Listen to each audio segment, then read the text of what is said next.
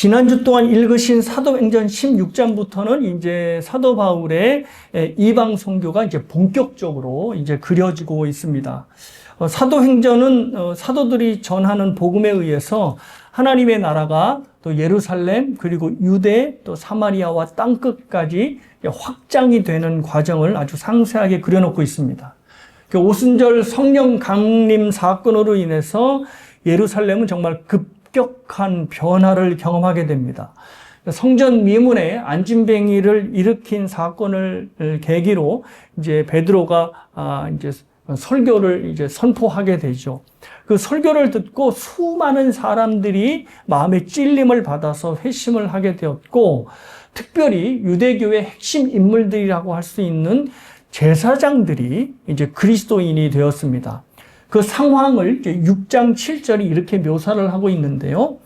하나님의 말씀이 점점 왕성하여 예루살렘에 있는 제자의 수가 더 심히 많아지고 허다한 제사장의 무리도 이 도에 복종하니라.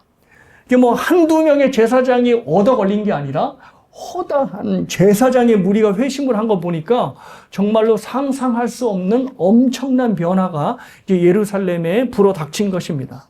이렇게 물론 이제 부흥의 바람을 이제 가만히 지켜만 보고 있을 유대 지도자들이 아닙니다. 제자들을 이제 가두고 또 예수 그리스도의 이름으로 설교하거나 가르치지 못하도록 이제 겁박을 하였고, 더 나아가서 유대인들을 막 선동해가지고 스데반을 죽이기까지 했습니다. 자, 그런데 오히려 이 박해를 통해서 이제 복음이 더욱더 확산되게 됐죠. 그러니까 박해를 받는 그리스도인들이 예루살렘에만 머물다가 이제는 박해를 피하여서 각 사방으로 흩어지게 되는 겁니다. 그래서 사마리아도 가고 이방 땅으로도 가고 뭐 유대의 다른 이제 지역으로도 들어가게 돼서 그들로 인하여 복음이 정말 빠르게 확산된 것이죠.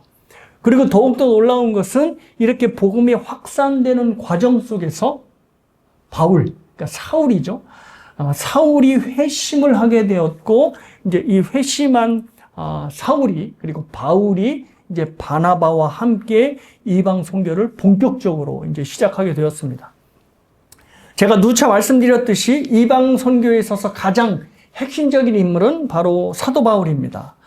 사도 바울이 이제 세 차례에 걸쳐서 1차, 2차, 3차의 선교 여행, 전도 여행을 거쳐서 이제 그 선교 여행이 발판이 돼서 오늘날의 기독교, 전 세계의 이제 종교가 된 거죠.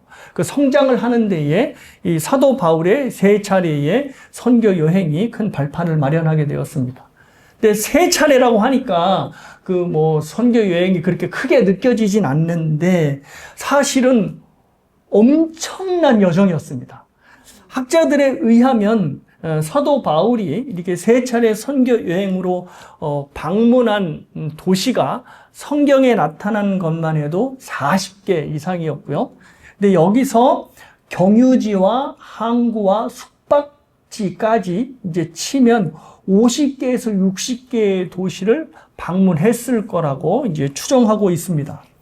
그리고 바울이 1, 2, 3차 총 선교 여행에 걸어 다녔던 또 여행했던 거리가 7,500마일 정도가 된다 합니다. 그러니까 7,500마일 정도라고 하니까 뭐 하도 이게 숫자가 커서 감이 잘 안 오실 텐데, 서울에서 뉴욕까지 직선 거리가 6,800마일 정도 된다 합니다. 그러니까 서울에서부터 뉴욕까지 거리보다 거의 1,000마일을 더 사도 바울이 이제 더 여행을 한 것입니다. 조금 더 실감나게 예를 들면 7,500마일이 지구 둘레의 3분의 2일에 해당하는 길이라고 합니다.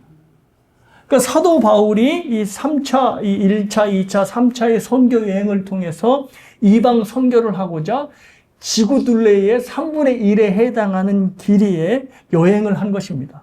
그래서 기간도 뭐 1, 2년, 5, 6년이 아니라 무려 11년에서 12년 정도의 시간이 소요됐다고 학자들은 보고 있습니다.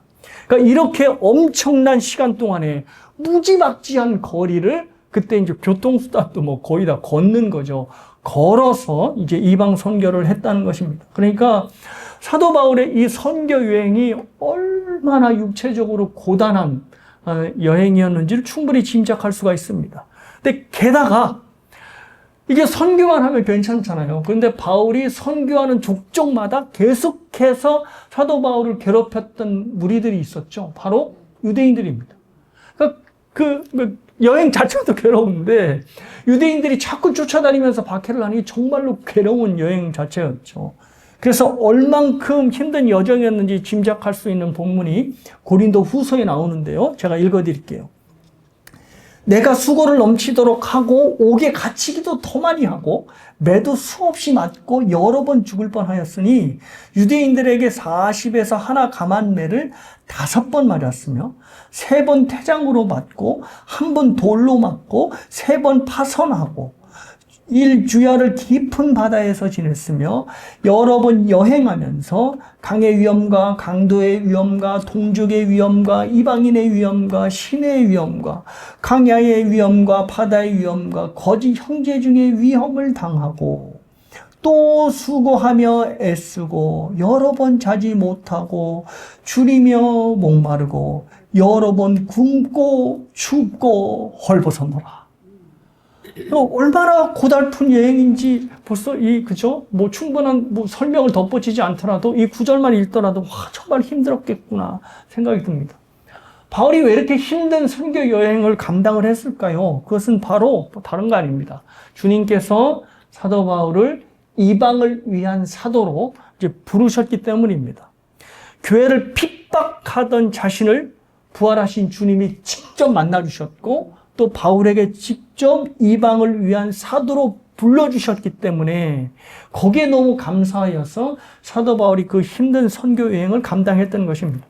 그래서 여러분이 이제 내일부터 바울 서신서를 쭉 읽게 될 텐데 바울 서신서 곳곳에 하나님께서 나를 사도로 부르셔서 감사하다.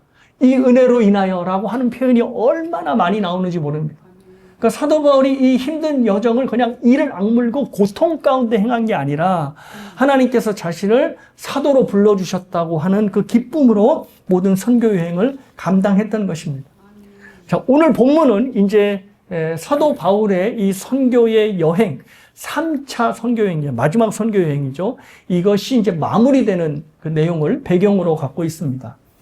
20장에서 이제 사도 바울이 밀레도에 가는데 그 밀레도 그 가까이에 이제 에베소라고 하는 이제 자기가 교회를 개척한 이제 곳이 있었죠. 거기 교회에 이제 장로들을 이제 초청을 해가지고 거기서 이제 눈물의 이별 시간을 갖습니다.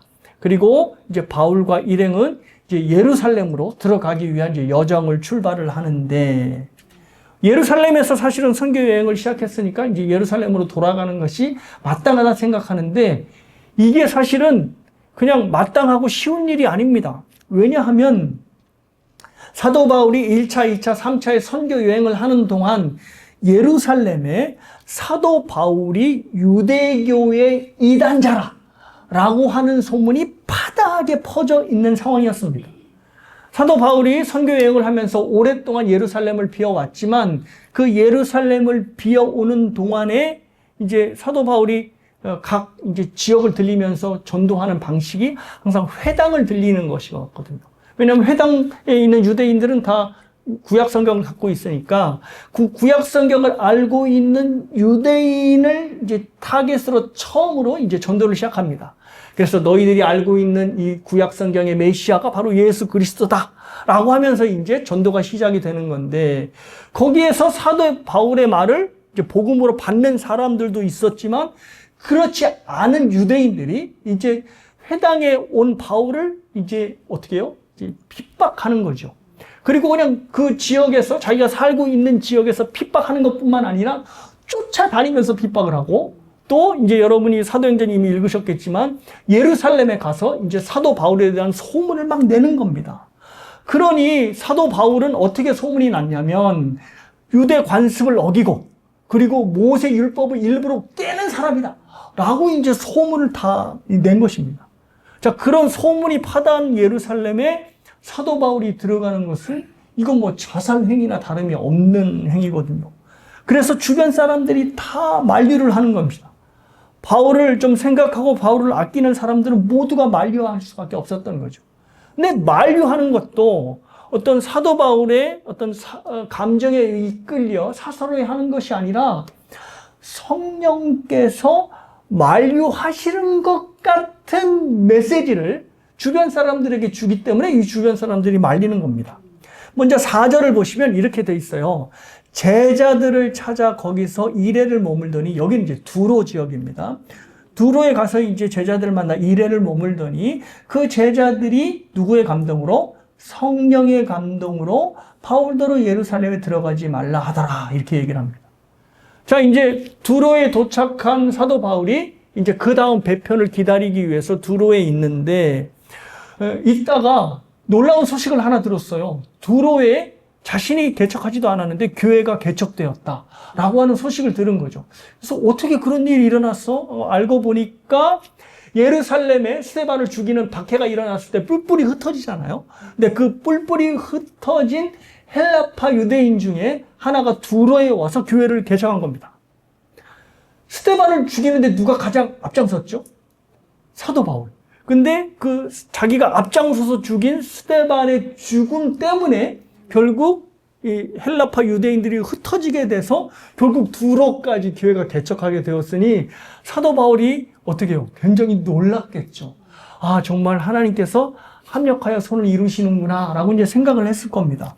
자, 그런데 두로의 교인들 중에는 미래를 내다보는 예언의 은사를 갖고 있는 사람들이 있었던 모양입니다. 근데 그 사람들이 기도하는 가운데 성령께서 사도 바울이 예루살렘에 가면 어떠한 고초를 당하게 될지를 보여준 것 같아요. 그래서 이 두로의 제자들이 사도 바울을 붙들고 만류하는 겁니다. 당신 절대로 예루살렘에 들어가면 안 돼. 당신 큰일 나. 라고 하고 만류를 하는 거죠. 그러니까 지금 이들이 사사로운 감정에 붙든 게 아니라 성령의 감동을 받아서 얘기를 하는 거니까 이거는 이제 정분이 이제 타당한 어떤 만류가 되는 겁니다. 근데 사도 바울이 예루살렘으로 들어가는 의지를 굽히지 않았고, 그래서 예루살렘으로 가기 위해서 이제 가이사랴로 이동을 하는 거죠. 근데 거기 가서도 여전히 사도 바울을 만류하는 사람들을 만나게 됩니다. 자, 가이사랴에 도착하니까 우리에게 너무나 친숙한 인물. 초대교회에서 이제 7 집사 중 하나였던 빌립, 그죠? 구스네시를 전도했던 그 빌립을 만나게 되는데, 그 빌립에게는 공교롭게 4딸이 있었는데 4딸 모두가, 오늘 본문에 보니까 모두가 다 미래를 내다보는 예언의 은사를 가지고 있었어요. 근데 이 4딸 모두가 한결같이 바울 선생님 예루살렘에 들어가면 큰일 납니다. 라고 예언을 하는 거죠. 그 사도 바울이 이미 뭐 들어가지 말라고 만류를 그 전에 받았는데 또 얘기를 하니까 어떻게 해요? 알겠어. 하지만 나 예루살렘에 들어가야 돼. 라고 이제 얘기를 했겠죠? 그런데 이번에는 또 다른 지역에서 온 선지자가 이번엔 아예 구체적으로 이렇게 바울이 예루살렘에 들어가면 안 된다고 하는 것을 보여주는데 그게 이제 10절과 11절입니다. 자, 여러 날 머물러 있더니 이제 빌립의 집에 머물러 있는 거죠. 아가보라 하는 한 선지자가 유대로부터 내려와 우리에게 와서 바울의 띠를 가져다가 자기 수족을 잡아매고 말하기를 성령이 말씀하시되 예루살렘에서 유대인들이 이같이 이 띠의 임자, 이 띠의 임자가 누구죠? 바울. 그러니까 바울을 결박하여 이방인의 손에 넘겨주리라 하거늘 하고 이제 이야기를 하는 겁니다. 그러니까 이 선지자가 바울의 띠로 자신을 결박해 보이면, 그러니까 지금 일종의 시청각 교육을 하는 거죠. 바울 앞에서. 당신 예루살렘으로 가면 이 꼴 당해라고 하면서 묶어준 그 모습을 직접 보여준 겁니다. 자, 그럼 보십시오. 빌립의 4딸들, 그리고 지금 이 선지자, 그리고 두로에서 만난 교인들 모두가 다 그냥 말하는 게 아니라 그냥 뭐 사도 바울이 좋으니까 당신 들어가면 안 되라고 하는 것이 아니라 다 성령의 감동을 받고 얘기를 하는 거니까 이거는 성령조차도 사도 바울이 예루살렘에 들어가기를 만류하는 것으로 보이는 겁니다. 그런데 사도 바울이 한결같이 이 같은 반대에 또 대답을 합니다. 13절인데요. 바울이 대답하되 여러분이 어찌하여 울어 내 마음을 상하게 하느냐? 나는 주 예수의 이름을 위하여 결박당할 뿐 아니라 예루살렘에서 죽을 것도 각오하였노라 하니. 바울이 이미 결심이 선 상황이었습니다. 자, 성령을 아무리 얘기를 해도. 왜냐하면 성령께서 예루살렘에서 당하게 하실 환난을 보여주신 것은 사도 바울은 이렇게 해석한 거예요. 예루살렘에 들어가면 안 돼! 라고 해석한 게 아니라 너 예루살렘으로 들어가면 이러한 어려움들을 당하게 될 테니 마음을 굳게 단단하게 먹어야 돼! 라고 하는 일종의 결단의 메시지를 사도 바울은 받은 것입니다. 그러니까 성령의 같은 메시지임에도 바울의 주변 사람들은 바울, 내가 본 메시지로 인하여 당신은 들어가면 안 돼! 라고 해석을 한 것이고, 사도 바울은 내가 더욱더 예루살렘에 들어갈 때 더욱더 마음에 다부진 마음을 먹여야 되겠구나 라고 하는 비장의 메시지를 받은 것입니다. 그러니까 같은 성령의 메시지인데도 다르게 다가오는 거죠. 자, 그러면 여기서 우리가 생각해 봐야 할 것이 있습니다. 그게 뭐냐면 바울이 왜 그렇게 미련스럽게 예루살렘 행을 고집하냐는 것입니다. 바울의 성정상 이런 거는 아니겠죠. 내가 비록 예루살렘에서 나왔지만 내가 얼마나 하나님의 일꾼으로 일하고 있는지를 너희들에게 보여주마. 예루살렘 사람들아 똑똑히 봐라. 라고 하는 차원에서 예루살렘을 들어가지는 않을 겁니다. 이건 바울의 성정상 그렇게 생각할 사람이 아니죠. 그런데 왜 도대체 그럼 모든 사람들이 반대하는 예루살렘에 팍팍 우겨가면서 사도 바울은 들어가려 했을까요?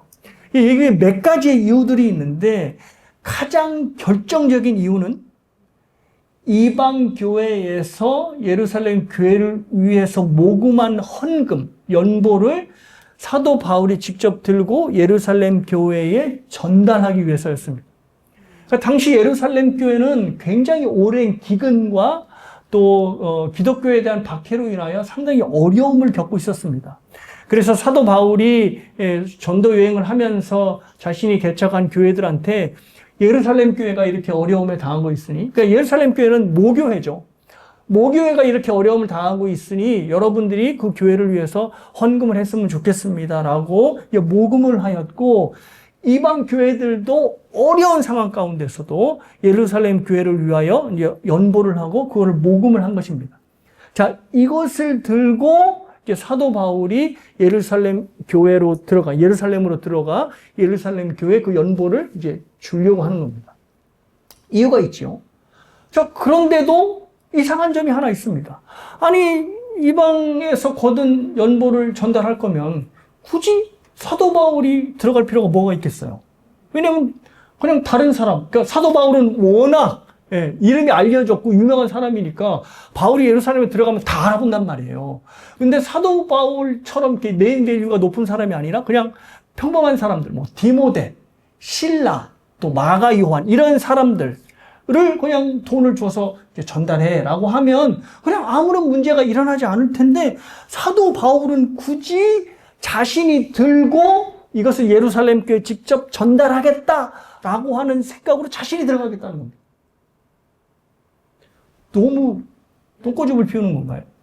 자, 그런데 이게 분명한 신학적인, 또 성경적인 이유가 있습니다. 그것은 이방교회 연보가 예루살렘의 교회에 전달되는 이 자체를 구약의 하나님의 말씀이 성취된 것으로 사도 바울이 생각했기 때문입니다.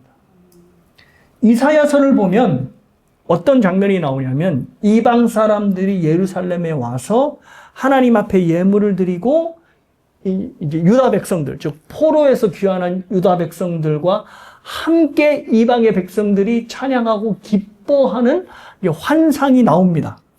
그 환상이 사도 바울을 통하여 성취되는 것으로 이제 해석을 한 것이죠.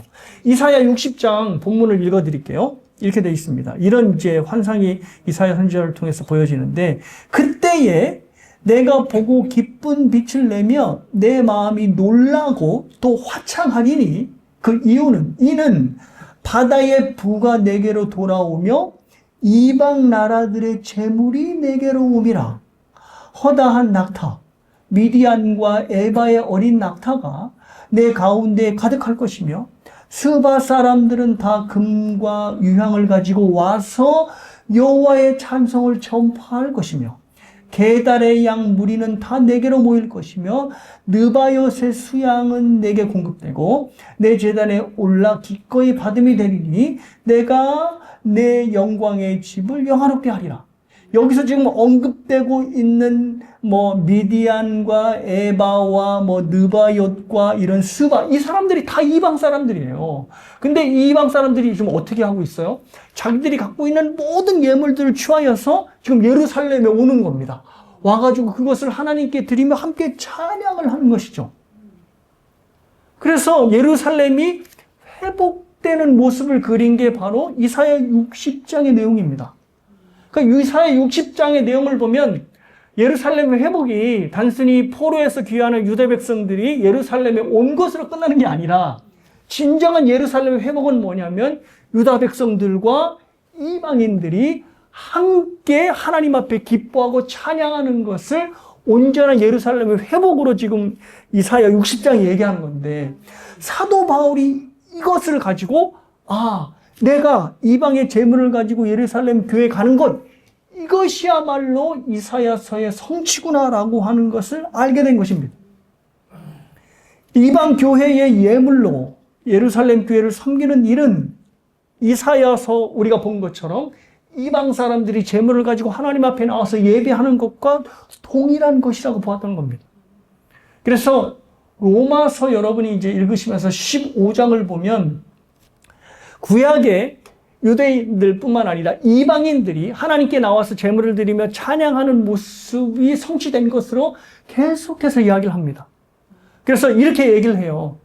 이제 이방 사람들이 예루살렘 교회에 빚을 지고 있다는 거죠. 어떤 빚을 지고 있냐면 유다 예루살렘의 모든 복음이 거기서부터 나왔으니까. 예수님도 어디 사람이에요? 이스라엘 사람이니까. 거기서부터 모든 은혜의 복음이 나왔으니까 그들은 영적인 빚을 진 거죠. 그러니 이방 교회가 육체적으로 육신으로 이 예루살렘 교회를 섬기는 것이 맞다라고 사도 바울이 생각했던 것입니다. 그런데 그러면 왜 굳이 사도 바울이 그걸 들고 가려 하느냐? 사도 바울은 뭐로 부름받았다고 그랬죠? 이방을 위한 사도로 부름을 받은 사람이잖아요. 그러니까 다른 사람이 하면 안 됩니다. 이방을 위해 부름받은 나 자신 사도 바울이 그 예물을 들고 직접 예루살렘 교회에 전달할 때 이 말씀이 정확하게 성취가 되는 거죠. 그래서 사도 바울이 주의 만류에도 불구하고 내가 기필코 이 예물을 들고 예루살렘 교회에 가야 돼 라고 결단했던 것이고, 성령 하나님께서 계속해서 메시지를 보여준 것은, 환상을 보여준 것은 너 들어가면 큰일 나, 들어가지 마 라고 하는 메시지가 아니라 너 이만큼 어려움을 당하게 될 테니 마음을 강하게 담대하게 먹어 라고 하는 결단의 메시지로 받았던 것입니다. 주셨던 것이죠. 자, 그러면 우리가 어떻게 적용해야 될까요? 우리가 이 사도 바울의 결단을 보면서 생각해야 할 것이 있습니다. 그것이 바로 뭐냐면, 오늘 설교 제목이 뭐죠? 주님의 뜻을 이루소서. 그죠? 예, 주님의 뜻이 이루어지이다. 하나님의 뜻이 이루어지기 위해서는 반드시 우리에게 있는 불편함을 감수해야 한다는 것입니다. 그 불편함을 감수하지 않고는 절대 하나님의 뜻이 이루어지지 않는다는 것입니다. 우리가 보았듯이 사도 바울이 조금만 편하려고 마음을 먹었다면 굳이 사도 바울이 이방교회에서 거둔 연보를 예루살렘 교회에 들고 들어갈 필요가 없습니다. 이미 예루살렘 교회를 위해서 이방교회 연보가 잘 걷어졌으니 그 돈만 그냥 잘 전달하면 되는 것이죠. 그러니 자기는 들어가면 위험에 처할 것이니, 그리고 성령께서도 계속해서 위험에 처하는 모습을 보여주니, 그래, 내가 들어가는 것보다는 다른 사람들이 들어가는 것이 좀 더 낫겠다라고 자신의 편함을 추구했다면 굳이 사도 바울이 들어갈 이유가 없겠죠. 근데 사도 바울이 그렇게 고집을 피운 것은 예물을 전달하고 하는 이 모든 일들이 주님의 뜻을 이루는 소명과 관계되어 있다고 생각했기 때문입니다. 돈을 전달하는 게 목적이라면 사실 누가 들어가도 뭔 상관이 있겠습니까? 근데 사도 바울은 반드시 연보를 들고 들어가는 것이 하나님께서 주신 나의 소명을 이루는 것이다 라고 생각했기 때문에 자신의 모든 소명을 이루기 위하여 불편함을 감수하고서라도 심지어 목숨의 위협을 받는 상황 속에서라도 주님의 뜻이 이루어지는 것이라면 그것을 돌파하여 들어갔던 것입니다. 그래서 20장 23절 24절에 이 말씀을 한 것이죠. 뭐라고 했냐면 이렇게 얘기를 합니다. 오직 성령이 각 성에서 내게 증언하여 결박과 환난이 나를 기다린다 하시나. 그러니까 다른 사람뿐만 아니라 성령이 사도 바울에게조차도 또 들어가면 그 환난을 당할 거야 라고 보여준 거예요. 그래서 환난이 나를 기다린다 하시나 내가 달려갈 길과 주 예수께 받은 사명 곧 하나님의 은혜의 복음을 증언하는 일을 마치려 하면은 나의 생명조차 조금도 귀한 것으로 여기지 아니하노라. 이렇게 결단을 한 것입니다. 그러니까 사도 바울은 성령께서 보여주는 이 모든 것이 경고의 메시지가 아니라 자기에게 부여된 하나님의 뜻과 소명이 무엇인지를 알았기 때문에 그것을 자신이 결단하는 메시지로 받은 것입니다. 하나님의 뜻을 따르기 위해서 오는 위험과 고통이라면 그것은 피해야 할 문제가 아니라 불편함이 아니라 반드시 감수해야 하고 돌파해야 할 것을 사도 바울은 알았기 때문입니다. 제가 설교를 준비하면서 내가 사도 바울이라면 어떠했을까라고 생각을 한번 해봤습니다. 자, 성령께서 나에게 직접 네가 들어가면 고통을 당할 거야, 환난을 당할 거야 보여주시고 또 주변 사람들을 통해서 계속해서 고난을 말씀하시면 저는 분명히 이렇게 생각했을 겁니다. 아, 이거 예루살렘에 들어가지 말라는 주님의 뜻이구나 라고 하는 것을 분명히 알아들었을 것입니다. 왜냐하면 저는 본능적으로 편한 걸 좋아하거든요. 편한 거. 편한 거. 근데 제가 사실 목회자는 사실 그런 사람들 아니에요. 사도 바울처럼 복음을 위하여 어떤 희생도 위험도 감수하리라 라고 하는 게 사실 목회자들이고, 사실 목사 안수 받을 때 그런 선서도 합니다. 목숨까지도 하나님께 바치겠다. 그래서 제가 이제 목사 선서를 하고 나고 집에 가서 얼마나 마음이 착잡한지, 나는 죽었구나 이런 생각이 들어서. 근데 사실 그래요. 이렇게 선서를 하거든요. 그래서 이제 항상 주를 위해 죽을 각오가 되어 있다고 생각하는 게 목사인데, 제가 본능적으로 편한 게 좋다는 걸 언제 깨달았냐면 교회를 개척하면서부터 아, 내가 편한 걸 무지하게 좋아하는구나 라는 것을 새삼 깨닫게 된 거죠. 교회를 개척하다 보니 불편한 게 너무 많습니다. 하나에서부터 열까지 다 제가 해야 돼요. 주보를 만드는 것서부터, 담임 목사가 왜 주보를 만듭니까? 담임 목사는 주보 안 만드는데 개척을 하니까 주보를 만드는 데서부터 모든 하나하나의 일까지 다 제가 해야 되는 거예요. 심지어 이사까지도 제가 해야 되는 거예요. 오해하지 마십시오. 제가 이렇게 이게 할 일이 많다고 컴플레인 하는 게 절대 아닙니다. 예. 그만큼 교회를 개척하니까 불편한 상황들이 너무 많은 거죠. 하나에서부터 열까지 너무 불편한 거예요. 근데 사실 제가 교회를 개척하지 않았다면 이러한 불편함을 경험할 수 있었을까? 아닌 거죠. 웬만한 좀 번거로운 일들은 다, 부목사한테 맡긴다든지, 아니면 교회가 인프라가 되면 다른 이제 성도들한테 맡기면 그들이 일을 해 나가는 거 아닙니까? 근데 이거는 또 모든 일을 다 이 BBS 하니까 이제 아내가 저한테 당신 여름 성경학교도 설교해야 돼. 그냥 말로 하지 말고 파워포인트로 잘 만들어. 알았어. 내가 애들 설교까지 해야 되는 거야. 그럼 해야지. 알았어. 이렇게 하나에서부터 열까지 제가 다 해야 되는 불편한 것이 있다는 겁니다. 자, 그런데 사랑하는 여러분, 불편을 감수해야 뭐가 이루어진다? 주님의 뜻이 이루어진다는 것입니다. 제가 해야 하는 모든 크고 작은 불편함들이 다 뭐와 관련되어 있는 건가요? 은샘교회가 하나님 앞에 든든히 세워져 가는 것과 다 관련되어 있는 겁니다. 아무리 허접한 일이라 할지라도 그것이 총사는 일이든 무슨 이사를 하는 일이든 뭐를 이렇게 교회를 꾸미는 일이든 모든 크고 작은 일들이 다 하나님의 교회인 은샘교회를 세우는 일이고 그래서 나의 불편함을 감수하면 할수록 은행교회는 더욱더 든든히 세워져 가는 것입니다. 사도 바울이 예루살렘에 굳이 어떻게 되면 핑계를 대서 안 들어갈 수도 있었음에도 불구하고 주님의 뜻을 이루기 위하여 부득불 자신이 들어가게 되려고 결단한 것은 바로 자신이 들어가야 주님의 뜻이 온전히 이루어지기 때문인 것을 사도 바울은 알았기 때문입니다. 그래서 이런 생각이 들더라고요. 이제 사실은 제가 좀 부끄러운 얘기지만 목사가 된다고 저희 엄마한테 이제 이렇게 얘기를 하니까 저희 어머니가 목사님 딸이잖아요. 저에게 한숨을 푹 쉬시면서 야, 네가 좋은 것만 좋아하고 편한 것만 좋아하는 것을 여태까지 막내로 살았는데 네가 어떻게 그런 목사의 큰 짐을 지고 살라고 하느냐? 너는 안 될 거야. 괜히 교회에 누를 끼치지 말고 지금이라도 생각을 접어라. 라고 얘기를 한 겁니다. 하나님께서 교회 개척을 통하여서 야, 불편함이라는 게 귀찮은 게 바로 이런 거야. 근데 이런 귀찮은 것을 감당해야 하나님의 나라가 서기 시작한단다 라고 하는 것을 알려주기 위하여 저의 개척을 시작하지 않으셨나 생각을 합니다. 근데 사랑하는 여러분, 저만 불편함을 감수해야 합니까? 아니죠. 제가 이 말을 기다렸습니다. 아니죠. 여러분이 너무나 잘 알고 계신 말씀 제가 하나 읽어드리겠습니다. 바로 이 말씀인데요. 뭐냐면 예수님께서 하신 말씀. 또 우리에게 이르시되 아무든지 나를 따라 오려거든 자기를 부인하고 날마다 자기 십자가를 지고 나를 따를 것이니라.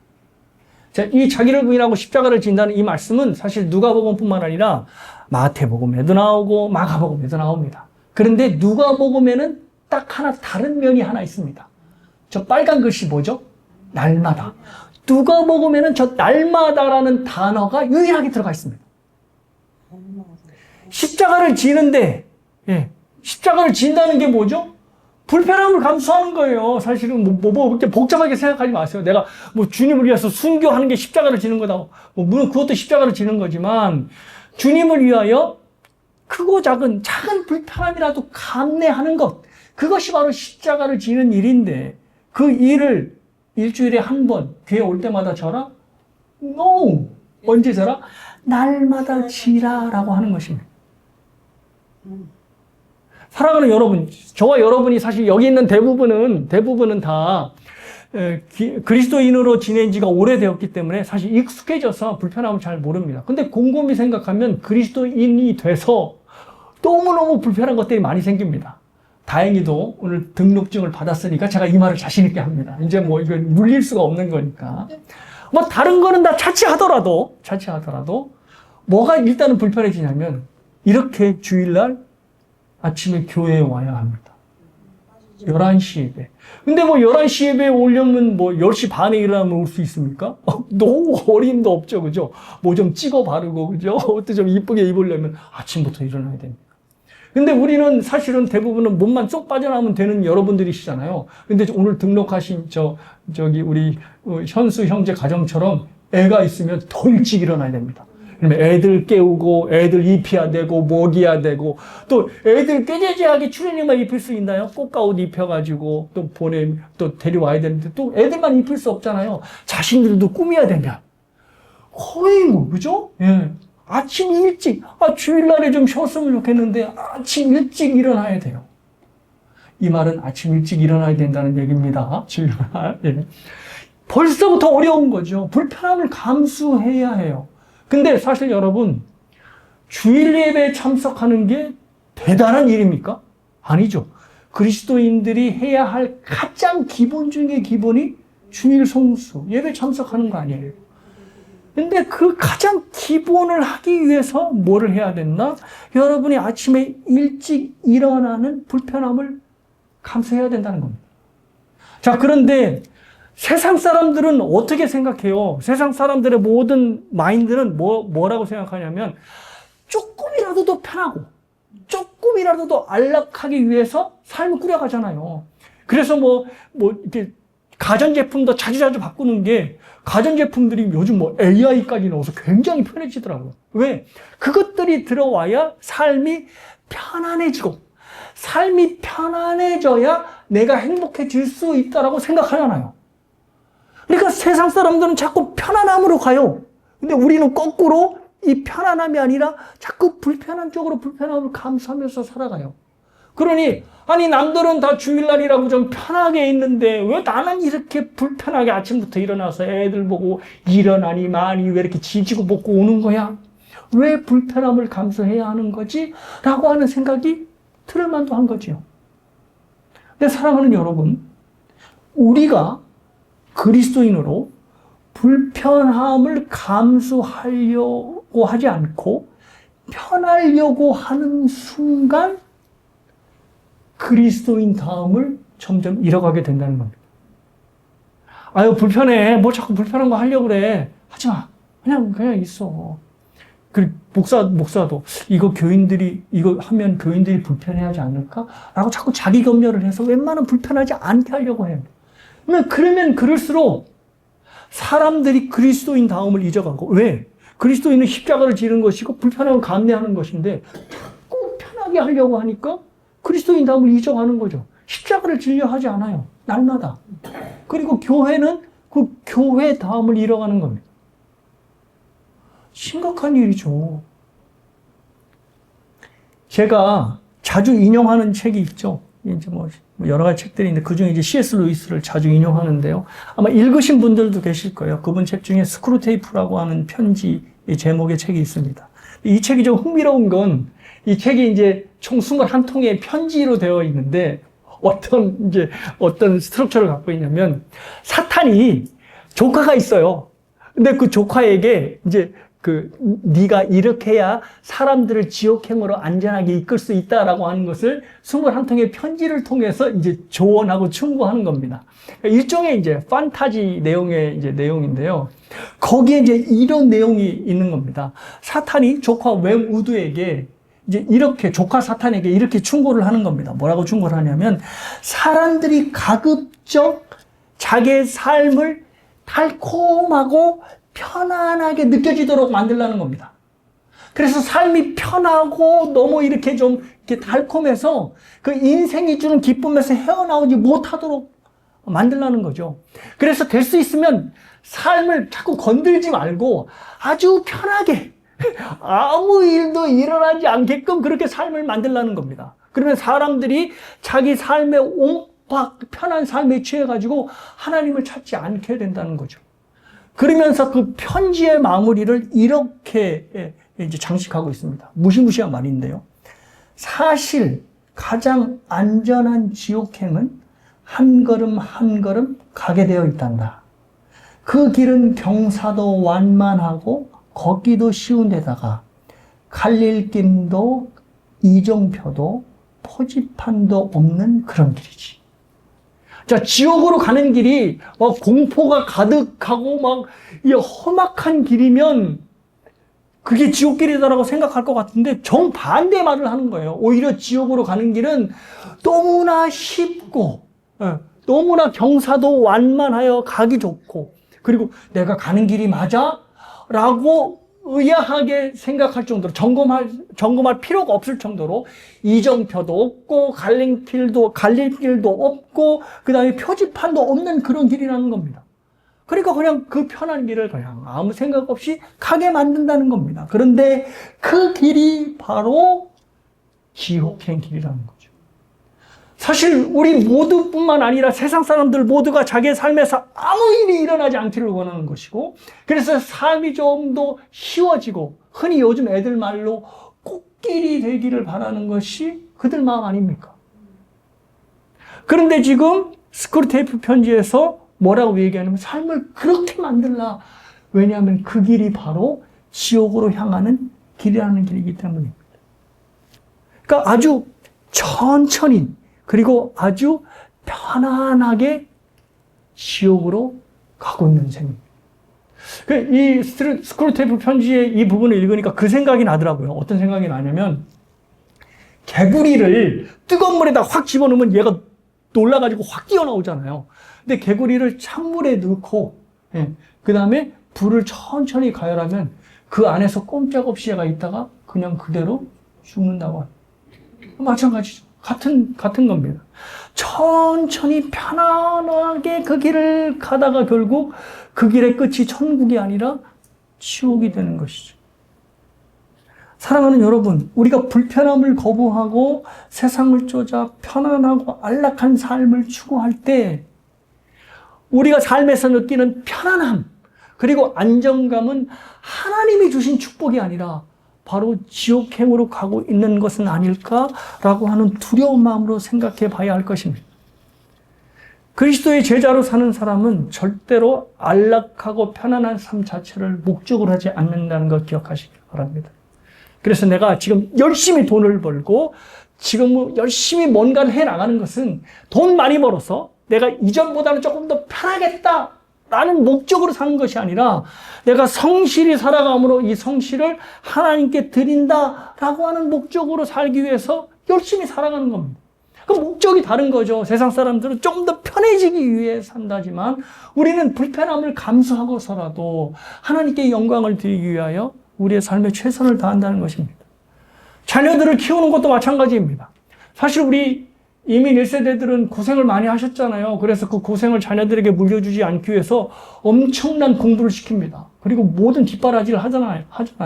근데 그 목적이, 야, 나는 고생했으니 너희들은 고생하지 않고 편안하게 이 땅을 살아야 돼. 그러기 위해서는 열심히 공부하고 열심히 뭔가를 해야 돼라고 한다면 우리가 뭘 하는 거예요? 우리 자녀들에게조차 지옥행 길을 열어주는 겁니다. 그래서 자녀가 정말 부모에게 순종해서 성공한 사람이 되었어요. 그래서 편안한 삶을 살게 되었어요. 그럼 그걸 기뻐해야 하는 일입니까, 그게? 아니죠. 그러니까 자녀들에게 건강하고 성실한 삶을 살아야 돼. 왜냐하면 하나님이 그런 삶을 원하시고 하나님은 성실한 삶을 너의 거룩한 산제사로 받으시기 때문이야. 그래서 너는 열심히 공부해야 돼. 라고 하는 가르침으로 바꿔야 되는 것이죠. 사랑하는 여러분, 주님의 제자로 자기 십자가를 지고 불편함을 감수하며 묵묵히 제자된 삶을 살아가는 여러분 모두가 되시기를 주님의 이름으로 축원합니다. 불편하더라도 위기에 처하게 된다라도 주님의 뜻을 이루기 위해서는 끝까지 위험과 위기를 감수해내는 여러분 모두가 되시길, 그래서 사도 바울의 결단이 우리의 결단이 되시길 주님의 이름으로 축복합니다.